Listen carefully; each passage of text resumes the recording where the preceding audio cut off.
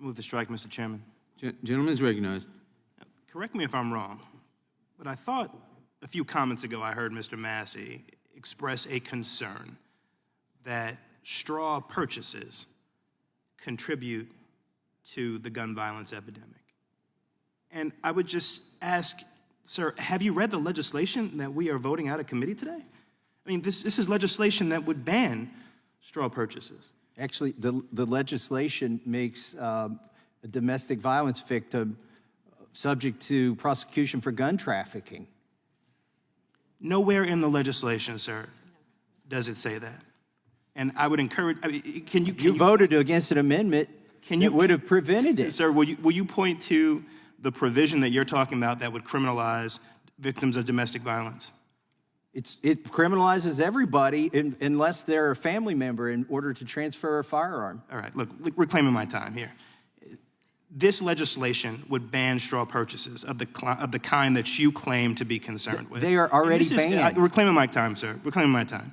And so this goes to the heart of the matter, which is that you guys are trying to avoid taking any responsibility whatsoever for the role that your inaction and your opposition to what we are trying to do today has played in continuing the status quo.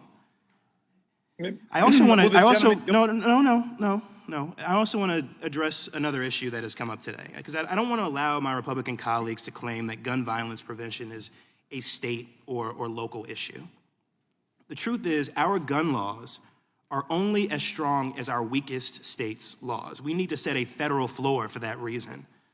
The people of my home state of New York pay the lethal price for the reckless policies of GOP states across the country. 76% of traced guns used in crimes that cross state lines came from states without background check laws.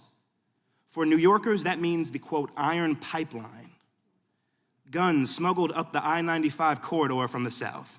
In New York City, 90% of guns recovered at a crime scene came from out of state. So gun violence doesn't respect state or city borders. In New York City, that means children shot and killed walking around their neighborhoods. Earlier, I told you about the fear that I felt as an 11-year-old when I learned about the Columbine shooting miles and miles away. So just imagine the life-altering fear and pain for the friends of Kaharate, an 11-year-old shot and killed in New York City last month.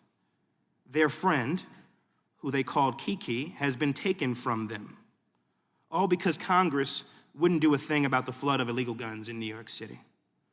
This tale is all too familiar across New York. In January, an 11-month-old baby in the Bronx was struck by a stray bullet. In April, 12-year-old Cade Lewin was shot and killed in Brooklyn while sitting in a car with his mother, eating a meal. Kids across New York City are being killed, and I'm not going to stand for that, not while I'm in Congress. We will not fail the children of New York City, for Kiki or for Cade, and we will not fail the 29 New Yorkers injured when someone who should never have been near a gun in the first place fired a handgun 33 times in a subway car stopping in Sunset Park. We will not fail them. We have a moral duty not to fail them. And with that, I'd like to yield to my distinguished colleague from the great state of Georgia, Lucy McBath.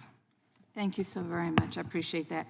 And as I was just saying before, and I'm just going to say this very briefly, I'm talking to you now not as a legislator. I'm talking to you as a gun violence survivor who spends a lot of time and days and hours and months and weeks talking to others like myself, talking to other individuals across the country who recognize that their loved ones were in crisis, who recognized that their loved ones needed help, who recognized that their loved ones had access to firearms and ammunition and had no recourse, no legal recourse whatsoever to protect their loved ones from themselves or them doing bodily harm to others in their community. Walk a day in my shoes when I have to sit there and listen to the stories over and over again from law enforcement who even said that their hands are tied. Walk a day in my shoes. You can spew all the hypotheticals that you want, but until you live those experiences, don't you dare try to tout that red flag does not work. The statistics, the data is there to substantiate the need for these laws to save as many lives as we can. Walk a day in my shoes. Don't you dare ever sit here and try to just hypothetically scare people with scenarios and fear-mongering. Don't you dare. The American people deserve far better than this, and they deserve to have their lives cared for, which you seem to know nothing about. Mr.